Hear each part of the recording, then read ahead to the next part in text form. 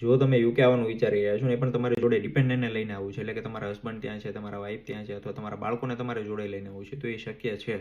જો તમે UK master કરવાનું વિચારી રહ્યા છો અને તમારે તમારા ડિપેન્ડન્ટને જોડે લઈને આવવા છે, તો એ યુકેમાં પોસિબલ છે.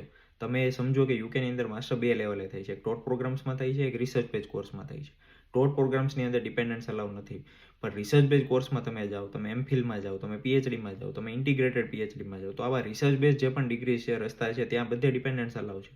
હવે પ્રશ્ન એ આવે કે ભાઈ અમારે રિસર્ચ બેઝ કોર્સમાં આવે પણ અમને ખબર કઈ રીતે પડે કે માસ્ટર ઇન રિસર્ચ કોર્સ ક્યાં ચાલે છે? પહેલાં તો એ સમજો કે માસ્ટર ઇન રિસર્ચ કોઈ એક સ્પેસિફિક સબ્જેક્ટ નથી. માસ્ટર ઇન રિસર્ચ એ આખી એક કેટેગરી છે, જે સાયન્સ અને ટેકનોલોજી પૂરતું નહીં પણ એન્જિનિયરિંગ છે, મેથેમેટિક્સ છે, પછી આપણે કે આર્ટ્સ, કોમર્સ, ફિનાન્સ, લોજિસ્ટિક્સ, આવા ઘણા બધા ફિલ્ડની અંદર master in research base course available છે યુકેમાં. હવે પ્રશ્ન એ આવે કે ભાઈ કઈ યુનિવર્સિટીમાં ચાલે અમને કઈ રીતે ખબર પડે? તો અત્યારે જે તમે સ્ક્રીન ઉપર જોઈ શકો છો, ઓફિશિયલ વેબસાઇટ છે જેનું નામ છે ફાઇન્ડ અ માસ્ટર. એમાં તમારે ક્વોલિફિકેશન ઉપર ક્લિક કરવાનું છે. જેવું તમે ક્વોલિફિકેશન ઉપર ક્લિક કરશો એટલે અહીંયા MRES તમને દેખાય છે. મેં એના ઉપર ક્લિક કર્યું છે. એના બ્રેકેટમાં 813 જેટલા મને કોર્સીસ દેખાય છે. અહીંયા નીચે મારે શો 813 રિઝલ્ટ્સ, એના ઉપર મારે ક્લિક કરવાનું છે. જેવું એના ઉપર ક્લિક કરીશ એટલે અહીંયા બધા કોર્સીસનું લિસ્ટ આવી જશે, જે બધા રિસર્ચ બેઝ કોર્સ છે, કારણ કે મેં MRES સિલેક્ટ કર્યું છે. એમાં તમે અહીંયા જુઓ બાયોમેડિકલ રિસર્ચ દેખાય છે, ક્લિનિકલ રિસર્ચ દેખાય છે, ક્લિનિકલ રિસર્ચ, હ્યુમન ન્યુટ્રિશન દેખાય છે.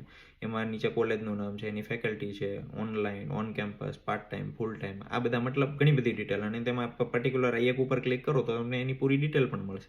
હવે આપણે અહીંયા ઉપર ફિલ્ટર બાય કીવર્ડ છે, એમાં ધારો કે આપણે મિકેનિકલનું મેકા લખીએ તો અહીંયા તમે જુઓ બાયોમિકેનિક્સ છે, બાયો એન્જિનિયરિંગ, બાયોમિકેનિક્સ છે, પછી ક્વોન્ટમ મિકેનિક્સ છે. હવે ધારો કે મિકેનિકલ એન્જિનિયરિંગના 11 કોર્સીસ દેખાય છે, એના ઉપર આપણે ક્લિક કરીએ તો જેવું એના ઉપર ક્લિક કરીએ એટલે આપણને અહીંયા અલગ અલગ બધા જુઓ. ધારો કે પહેલો જ ઓપ્શન છે mechanical engineering master by research, બરાબર, MRES. એ યુનિવર્સિટી ઓફ હાર્ટફોર્ડ શહેરમાં હાલે છે. અને આપણે ધારો કે પર્ટિક્યુલર આના ઉપર ક્લિક કરીએ તો અહીંયા તમામ ડિટેલ આવી ગઈ. જો આ કોર્સનું નામ આવી ગયું, કઈ યુનિવર્સિટીમાં ચાલે છે, 1 વર્ષનો કોર્સ છે. તમે ડાયરેક્ટ અહીંયા વ્યૂ ઇન્સ્ટિટ્યુશન વેબસાઇટ કરો તો ડાયરેક્ટ યુનિવર્સિટીની વેબસાઇટ ઉપર તમને લઈ જાય અને ત્યાં તમે બધી કોર્સની ડિટેલ સર્ચ કરી શકો. એન્ટ્રી રિક્વાયરમેન્ટ શું છે, એની ફીસ શું છે, તમામ વસ્તુ, બરાબર. હવે આવી રીતે તમે કોઈ યુનિવર્સિટી સુધી પહોંચી શકો. તમે ત્યાં સ્કોલરશિપ છે કે નહીં એ તો પણ તમને અહીંયા થોડો આઈડિયા આવે છે. ધારો કે અહીંયા લખ્યું છે વ્યૂ સ્કોલરશિપ ડિટેલ, તો પર્ટિક્યુલર અહીંયા પણ જુઓ ને પછી ઓફિશિયલ વેબસાઇટ જઈને ત્યાંથી તમે ડાયરેક્ટ અપ્લાય કરી શકો.